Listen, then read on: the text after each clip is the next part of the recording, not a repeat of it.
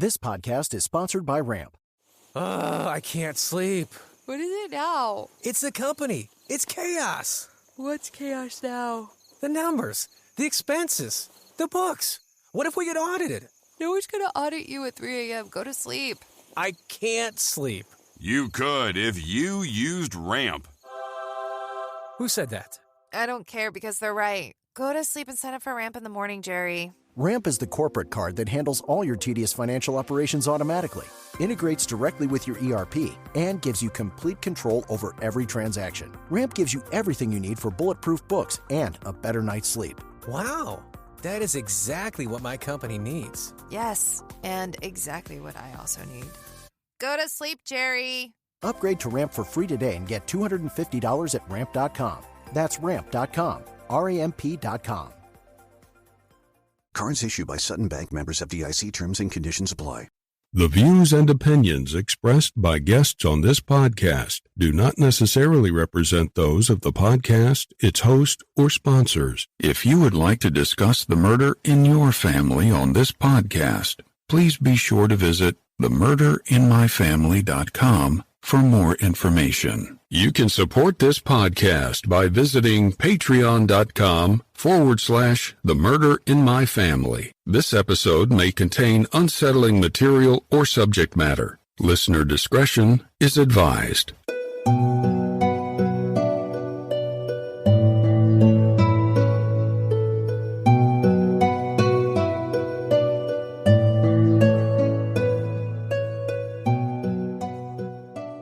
Thank you for joining me for episode 54 of The Murder in My Family. If you find that you enjoy this podcast, please take a minute to rate and review it wherever you listen to your podcast, so that the show can continue to grow and reach new listeners. To learn more about the show or the cases we discuss, please visit themurderinmyfamily.com. You can also find us on Twitter with the handle @MurderInMyFam, or by searching for the Murder in My Family podcast on Facebook. If you'd like to support this show through a Patreon donation, it's always appreciated, and you can do so by visiting patreon.com/themurdermyfamily. Benefits of supporting the show on Patreon include early access to ad-free episodes of the show, plus bonus content not heard in regular episodes. Support may also include thank you cards, stickers, and more. If you prefer to, you can also support the show through a PayPal donation by visiting paypal.me/themurderinmyfamily. In each episode, I'll give shout-outs to any new supporters. And thank you to all the supporters that generously donate to help keep the show growing and improving. Just a quick reminder, CrimeCon is 3 months away in beautiful Orlando this May. I'll be on Podcast Row supporting my podcast, and I hope to see you there. If you want to go to CrimeCon, be sure to use my promo code, which is Criminology2020, to save 10% on your standard badge during checkout at crimecon.com. And one last note, please consider supporting any of the sponsors that you hear on The Murder in My Family, the way that those sponsors support this show. It's with our sponsors' support that this show can go on and continue to provide a platform to share these stories with you in every episode. Thank you. And now on with the show. 18-year-old Calvin Bud Lane disappeared from Tucson, Arizona in February 1969, 51 years ago. Although Bud didn't always get along with his dad, it was his father's tireless search for him which resulted in the discovery of Bud's remains in 1978. It turns out, his body had actually been found a few months after he vanished, but was listed and buried as a John Doe. The identity of Bud's killer remains unknown. Calvin Bud Lane was born on June 15, 1950, to Charles and Martha Jean Lane. He was the oldest of 4 children.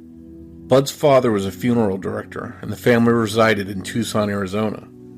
Bud dropped out of high school his senior year, and didn't really know what the future held for him.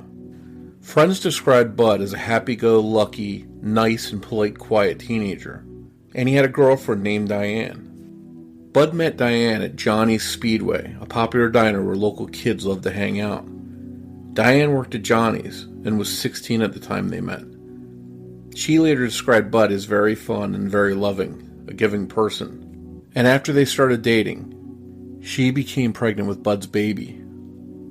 This really caused Bud to reevaluate his future. In February 1969, the Lane family sold their Tucson home, and they prepared to move to El Paso, Texas, where Charles had accepted a position with a mortuary. Bud had recently started a job as a short order cook at a restaurant called Ham and Eggers, located at 1704 North Miracle Mile Strip, which is now Oracle Road. While the Lanes planned to move to El Paso, Bud decided he was going to stay in Tucson and make a life for himself there. His father, Charles, told him he would have a hard time supporting himself on a cook's wages and encouraged Bud to find a better paying job. On Saturday, February 21st, 1969, Bud told his parents he had an interview lined up for another job. When he didn't come home for dinner that night, his parents weren't too concerned. But when morning arrived and Bud still wasn't home, Charles called several of Bud's friends looking for him, but none of his friends had seen him. Charles called the man that Bud had an interview with, and he told Charles that Bud never showed up for the interview. 2 days later, Charles filed a missing persons report, but police didn't seem to do too much, and told Charles that his son was an adult and could disappear if he wanted to. But Bud's family, as well as his girlfriend Diane, never believed Bud left on his own accord. From the minute Bud started working at the Ham and Eggers restaurant, Charles knew something wasn't right about the place. Not long after Bud disappeared, a cook there moved out of town the following Friday. A waitress named Jackie and her husband Jim left town the following Monday. The owner of the restaurant shut down Ham and Egger the following Wednesday.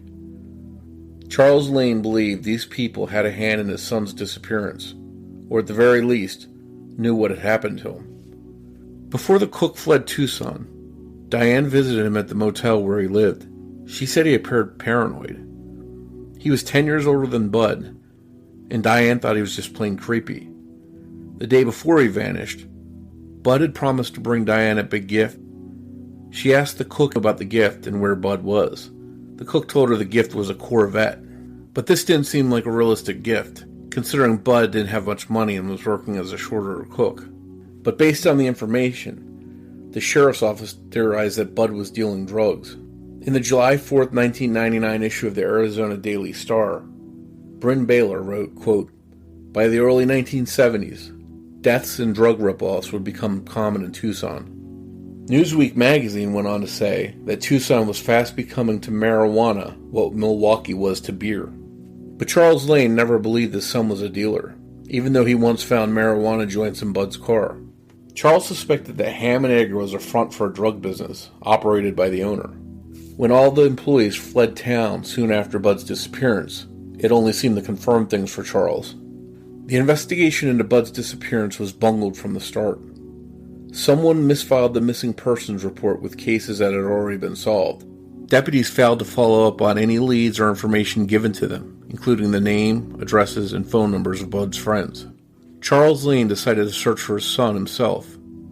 For years, he and Martha Jean followed up on any information they found or received on their son's fate. They traveled out of state a few times, and even called the U.S. consulate in Mexico City.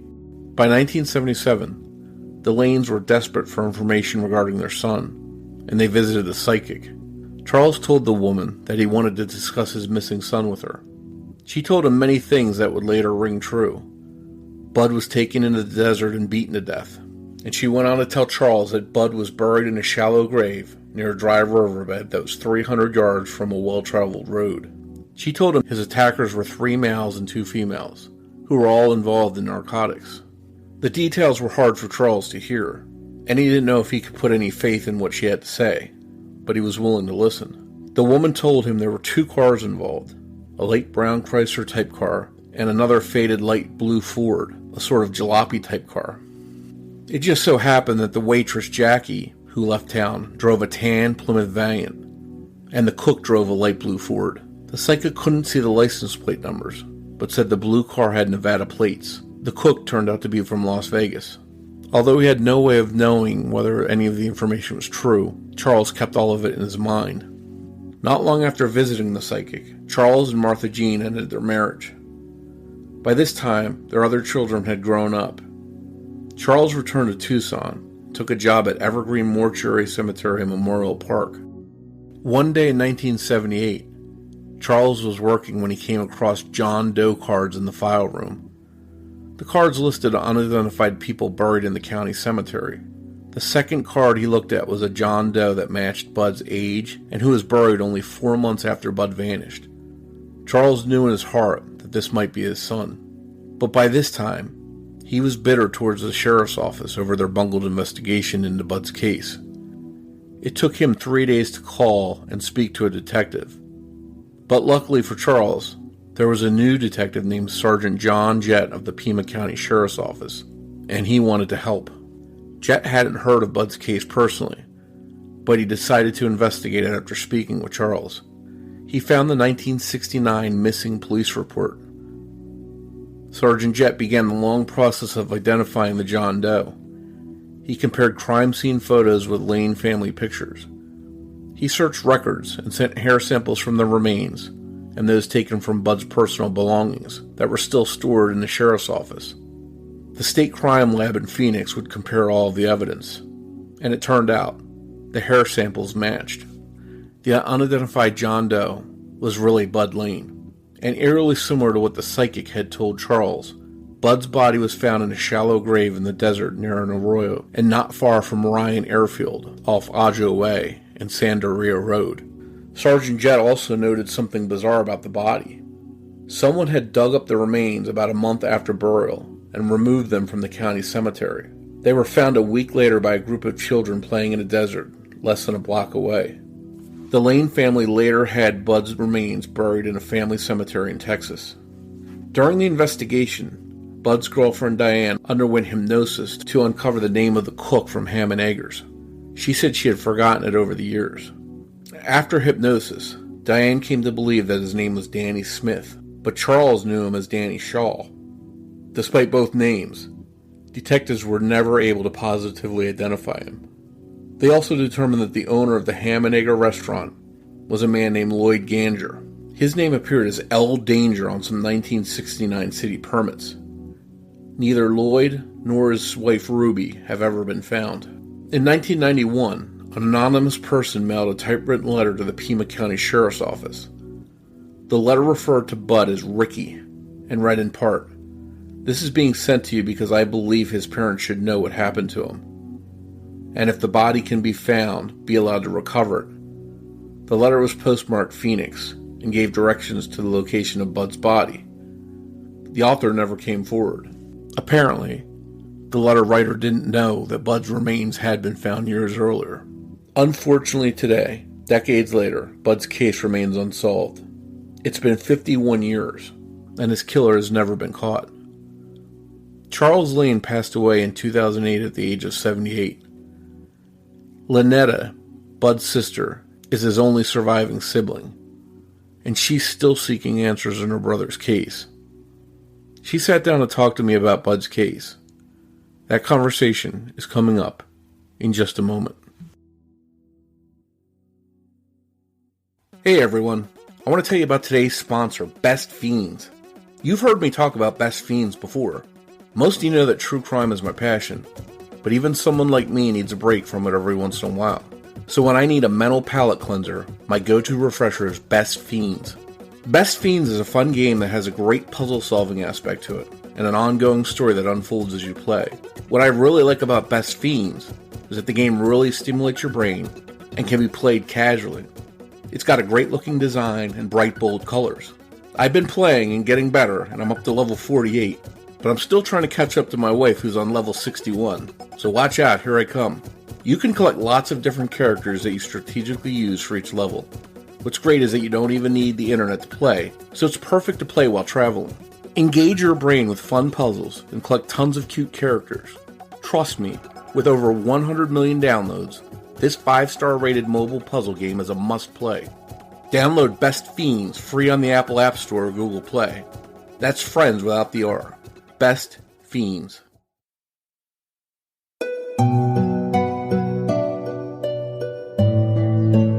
Hi, Lynn, and thanks for joining me to discuss your brother Calvin's case with us. Hello. Good to talk with you. So Calvin was known, I guess, to people that were close to him as Bud, so we'll refer to Bud the rest of the way through here. Right. If you would, take us back to 1969. How many of you were there in your family? What was your family home life like?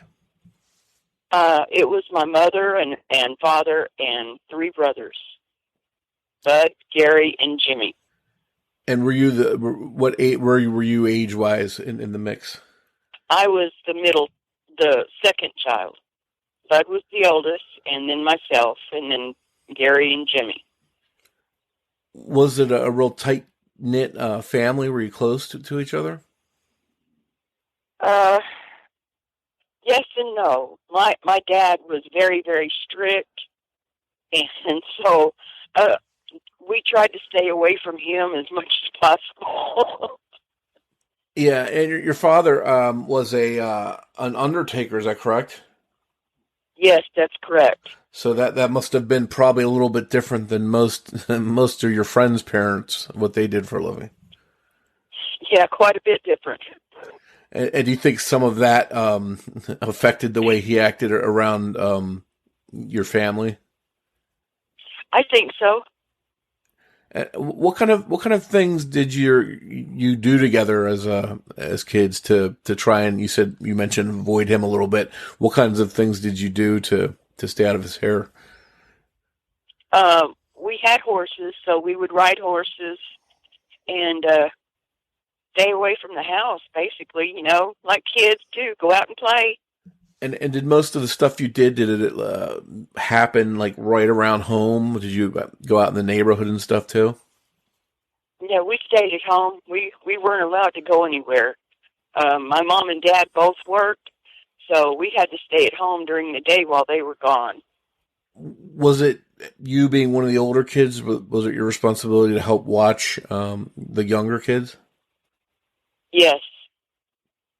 With me being the only girl, I was responsible for the housework and the cooking and all that. Well, so it's sort of an old-fashioned arrangement. Yes. Yeah. Yes. Were you you're growing up with these boys. Were you a bit of a tomboy yourself? Oh, yes. How was Bud? How did Bud treat you? Did he protect you at all, being the oldest? Did he sort of stick up for you if you ever needed that? Well, not really. He had a different set of friends than I had. He was, to us, he was a bully. He was the big brother, and, you do what I say or I'm going to beat the crap out of you, and, things like that. Now, mixed in with that older brother or bully type of stuff, did you ever have moments that he was, close, or you were kind, he was kind to you and you had close moments together? Oh yeah, we'd go on picnics and stuff like that, and when my mom and dad was gone at night, him and I would take the one of the cars and go out playing in the car when my mom and dad didn't know nothing about it. So we did all right. We were pretty close. Yeah. Tell us a little bit about Bud specifically. What kind of person was he all around? Well, he was, like I said, he was the big brother, so that kind of made him, he was a little mean. He liked to brag. He was, I don't know how to put it. If you did something, he'd already done that. He was one of those kind of people. That's why I'm kind of wondering, if maybe what happened to him was because of that. Maybe he had told somebody that he could get something, and when it come right down to it, he couldn't get it, and they got mad at him or something. I don't know. That's just kind of what I feel. So maybe he liked to sort of impress people, telling them things that he could do or things he had done. Okay. Was he popular? Did he have a lot of friends and a lot of people that he associated with? No, he did not. In fact, I only remember him bringing home like 1 or 2 guys. I don't remember him bringing home a lot of people. in early 1969, there were some big changes on the horizon for your family as far as moving to Texas for your dad's job that he had lined up. Your parents had already sold the house. Was that move something that you were all looking forward to? Not really. My dad, he chased the jobs wherever he thought he could get a better job, then that's where we went. And we lived in El Paso before, and so he knew where we were going and all that. But as far as us, I was happy in Tucson. I had friends there. I didn't want to go. I think it's hard for any teenager, especially that's got friends and they're in school and stuff, to just uproot and move to another area. Mm-hmm.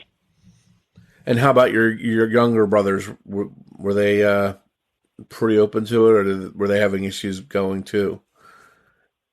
They were all right. They liked it. They liked moving. They liked going different places. Yeah. And how did Bud specifically take the news that they were moving? I really don't remember him saying one way or another. I just don't remember. And I would think he's 18, so he's technically an adult at the time. And I'm sure he's got some ideas of what he wants to do. And but he, I guess, apparently told your parents that he planned to stay behind once the family moved. How did your parents react to the news that he wasn't moving with them, that he was going to sort of go off on his own and stay there? My dad didn't like it because he wouldn't have that control. He thought he had to have control over all of us. And with Bud growing up and getting a job and everything, he was losing that control already. And then when he told them that he wanted to stay there, my dad didn't like it very well. Did Bud and your dad get along for the most part?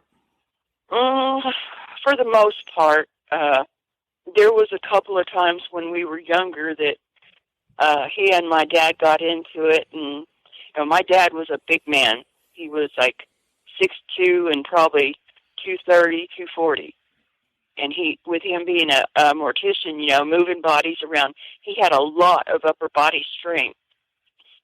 And Bud, he was just a skinny kid. He was 6'4", but he was about as big around as a toothpick. And when him and my dad would get into it, of course, Bud would come out on the bottom. And that's how my dad kept control over him, was because he was stronger than he was.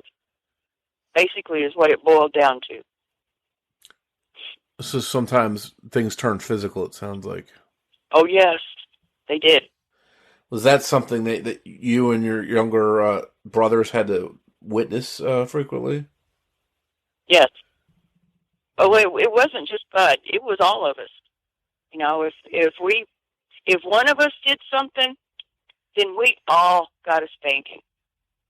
And it wasn't a spanking, it was a beating.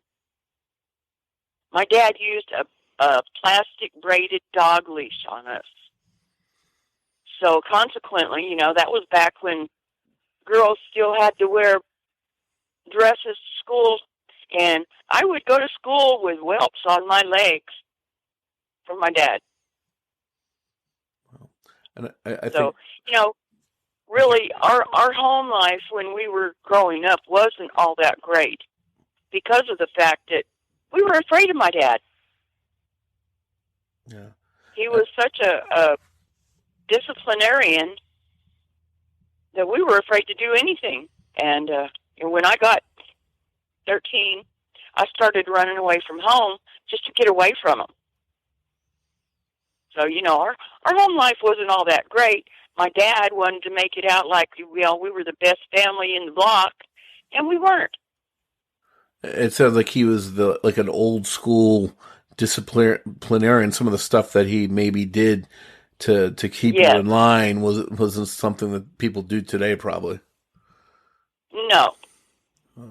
If he did some of the stuff that he used to do now, they would lock him up. Well, it sounds like Bud, at this point, when you're getting ready to move, he's got that independence and he wants to go out and get a job. Now, I've read a couple different reports. I've read through a couple different articles. One of the articles said that the day he vanished, he was on his way to apply at Ham and Eggers. Another report I read said that he had already been working for a short time at this place called Ham and Eggers. Do you know? Yes. Can you clarify that a little bit for me and tell me exactly what the situation was? He had been working there, and he was not happy with something. I don't remember what it was. So the day that he left, he was going out to find another job. But he had already been working at the Ham and Egger. And do you know how long he had worked there? It wasn't too long, I take it. No, it wasn't a month. It was, just a few weeks. And I know one of the things I read was one of the reasons your father didn't approve of that job because he didn't think he was going to make enough money to make it on his own when the family moved away. Do you remember some of those conversations between your dad and him? No, my dad wouldn't.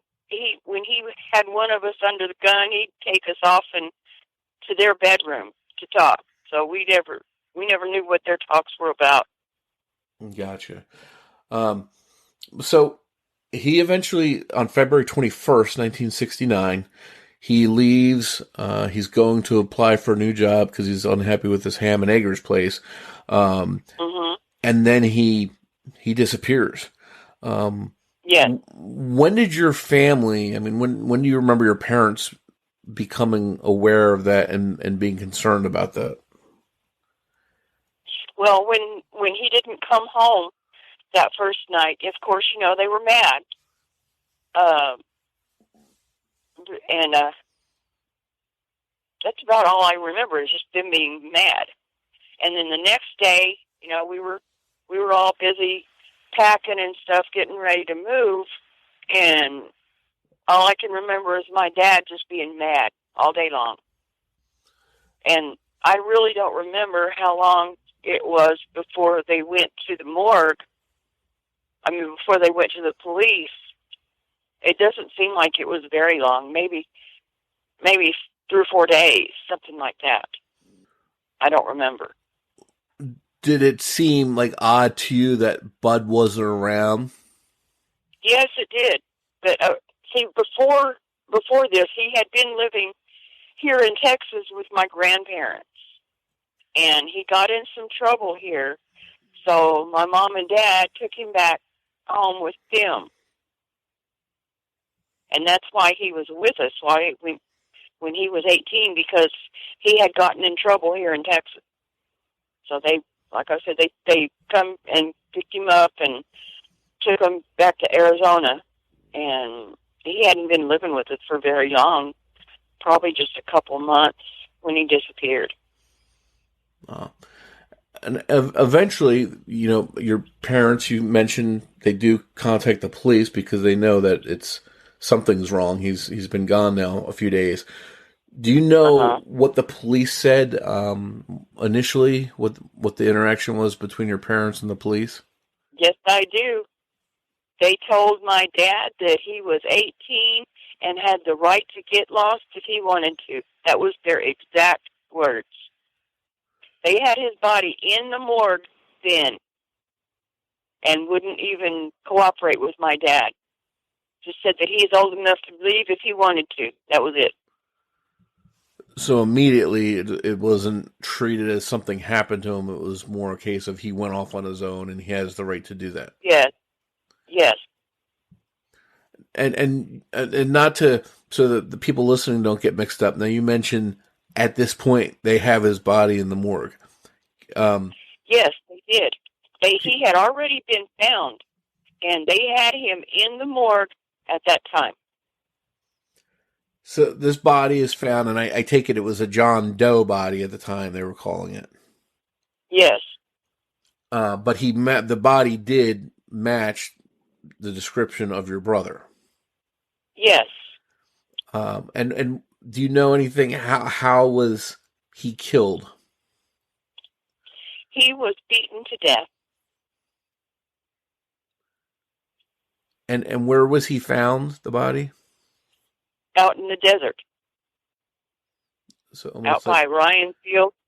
Okay, so almost like he was beaten to death and then his body disposed of, not right in town, but on the outskirts. No, they found him in a shallow grave. They said that they didn't even try to cover him up. They just dug a little ditch and just throwed him in it. So at the time, the police have this body that is going to later turn out to be your brother, but your family doesn't know it because the police either know that it's him and don't tell your family that it's him, or they just don't even have an idea that the body they just found is your brother. One way or another, your family's left wondering what happened to Bud. Right. How difficult now? Obviously, your family with your dad and stuff didn't always get along, but obviously their son being missing, I assume they were pretty upset about that. Yes, they were. What kind of was your dad like wandering around looking for your brother on his own, sort of doing his own investigation? They went to the Ham and Egger, and that's about all I can remember. As far as him going around and talking to his friends and stuff like that, he really didn't know who to go talk to because they didn't tell him who his friends were. He didn't tell him anything that he didn't have to tell him. So my dad didn't know nothing, really. So he has a lost son out there, and he's sort of, police aren't helping him. He's going to question people on his own, but he doesn't really know who to question or what to ask. Yes. He did talk to his girlfriend at the time, and she didn't know anything. So I think that's about all that he could talk to because he didn't know anybody else. And his girlfriend was a girl named Linda, correct? No, it was not. Her name was Diana. I don't know where they come up with this Linda from, but that was not her name. Gotcha. Thanks for pointing that up because the articles I read did say Linda. But she couldn't provide any information. She didn't know where Bud was at. No. When he's talking to her, she doesn't know. I read in the paper that she did have some suspicions about somebody that worked with Bud at the restaurant. Do you know anything about those suspicions about the people there? No, I don't. Okay. I never met them. I was only there like just a couple of times to go pick him up from work, and that was it. I didn't go in. I didn't meet the people or anything. And your father, I take it, became a little bit suspicious of that place. Do you know anything about his suspicion of that place? Why he suspected something was up with it? I really don't know. At the time, I don't think that he was suspicious of anything. I think it was after my brother had disappeared. That's when he started to be suspicious, and especially when everybody just packed up and left. It wasn't very long after Bud disappeared that everybody left. They closed the restaurant down and everything. Yeah, so the whole business essentially closed, and everyone that worked there scattered. Yes. And one thing that's interesting is when I was researching, I found a lot of advertisements for this restaurant hiring people for cooks, and there's a bunch of the ads, and then all of a sudden they stop right around the time your brother goes missing. So it does seem almost as if as soon as he goes missing, this place, the advertisements for cooks there stop, and then they go out of business. In the years since, was anybody able to find out more about this restaurant, who owned it, who worked there, anything over the last 50 years? Has anybody uncovered any of that stuff? Not as far as I know. And your father didn't give up on looking for your brother, and you mentioned that he constantly moved around to different jobs. One of his jobs, I take it, was back in the Arizona area, and he was looking. He got the idea to look through some some John Does that had been buried in cemeteries. Is that correct? Uh-huh. Yes. And that's how he discovered a body that the police had found that he thought was close to your brother as far as description and everything. And he started suspecting that may be Bud. What did he do? Well, he had found 3 bodies that were basically, the same description as my brother, and they were all passed away about the same time. So my grandmother had my brother's brush and comb and stuff like that from when he lived with them, and she sent it out to my dad, and that's how they made a positive ID on his body, was from the hair that my grandmother had. And do you know if after that they did any other kind of like dental or DNA or anything since then to positively ID it? No. When my dad ID'd the body, they had taken pictures, of the evidence. Well, my brother had this great big scar on the back of his neck that when he was a child, they had taken a mole or wart or something off of his neck, and it left this great big scar.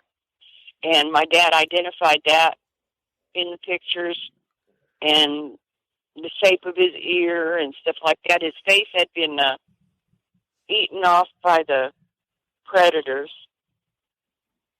but he did identify that scar on the back of his neck. Oh, that must have been and his hair. That must have been difficult for your father to look at that kind of stuff. I'm sure. Wow. And so he determined, based on all this stuff, that it's definitely Bud. Did he at that point question why the police had never told your family about that body that they had found? Well, yeah. He didn't get any answers. It was the sheriff himself.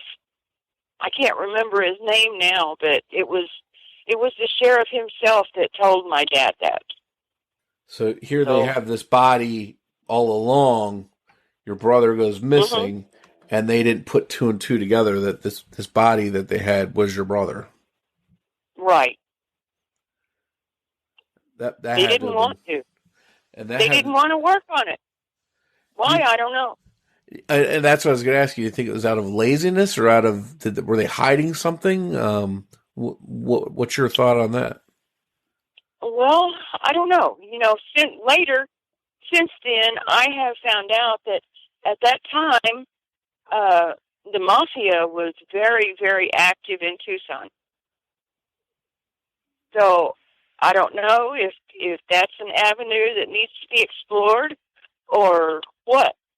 But I kind of feel like it might have something to do with it. And maybe that your brother knew something or heard something or had something that somebody... Exactly.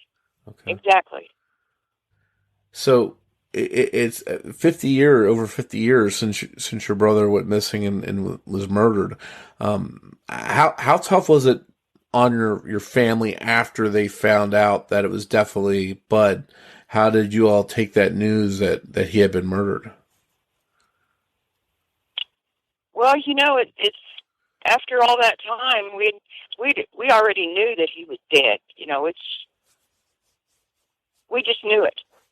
And then when they did find his body and exhumed him, and they brought him back to Texas, and we buried him in a family plot here in Texas.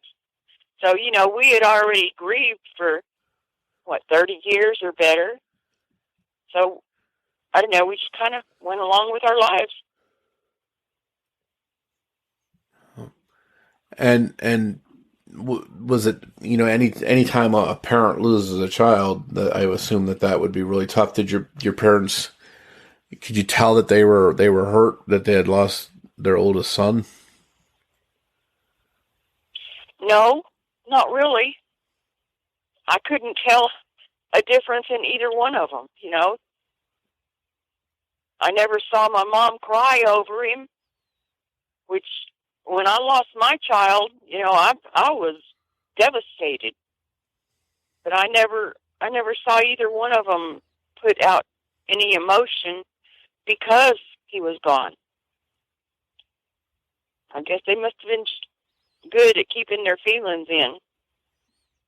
And I think maybe that's something to do with your dad's job of being in that industry where he has to work with, and not show too much emotion. Yes, I have often wondered that because he was so hard. Of course, being a kid, I thought it was the chemicals that he was working with did something to him. But he was just, I don't know, he was just really hard, just cold-hearted. And here it's 50 years later. What are your hopes? Are you still hopeful that somebody out there maybe knows what happened to your brother and they'll come forward? Yes, I am. I would like that. I would like to know how he died and why he died. I'd like to know where his child is that we've never seen. And that's one thing we didn't talk about. Can you talk a little bit more about his child? He was born September the 21st, 1969, in El Paso at Hotel Du, Home for Unwed Mothers. And Diana had called my mother before he was born.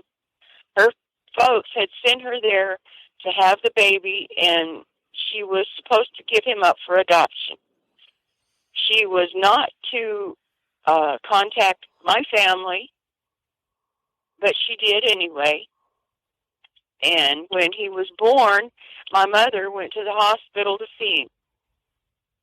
And like I said, we were under the impression that she had to give this child away, so we thought he was gone. We didn't know. Well, here a few years ago, they had aired his case on TV again, and I called out there and talked to a detective that I gave him all the information that I had, and he called me back, and he had found this child, or he had found the records of this child there in El Paso. And he gave me his name, and he didn't say whether he had been adopted or not. But after that, at least we had his name, which hasn't helped me a bit. I still haven't been able to find anything about him. So you at least want the chance to meet your brother's son, because that's the only part of him that's left. Yes. And if for nothing else, to give him the medical information on our family. That's worth something. Sure. Maybe he wants to know where he came from. I would love to be able to see him, to meet him, and to know him. And I think maybe that time, that era back in the, 50 years ago, things were so much different that some things were, you mentioned the home for unwed mothers. I don't even know if they have anything like that anymore. Well, they closed that one down shortly after he was born. Yeah, it was definitely a different time back then, and a lot of things were different. Yes, it was. From what they are now. Yes, it was. But it sounds like one way or another, you haven't forgotten your brother 50 years later, and you're still out there trying to figure out what happened. And one thing we'll ask that people listen, especially if they're hearing this and they lived in Arizona at the time, maybe they have information about the people that worked at the Ham and Eggers there in Tucson during 1969, and maybe they'll come forward with some information and contact the police. That would be great. Well, Lynn, I can't thank you enough for coming forward to talk to us about Bud's case. I know it's been a long road for you and not easy for your family, but I appreciate you taking the time to talk about him with us. Well, thank you for working on this. Hopefully something will come of it. Thank you once again for joining me for this episode of The Murder of My Family. Thanks goes out to Debbie Buck at TrueCrimeDiva.com for writing and research assistance in this episode. If you enjoyed this episode, please introduce a friend to the podcast and invite them to listen. As we wrap up this episode, I'd like to invite you to listen to a preview of a true crime podcast that mixes in some humor to help lighten the mood. It's called I Said Goddamn, so be sure to give it a listen. And before you go, remember that every murder victim means something to somebody.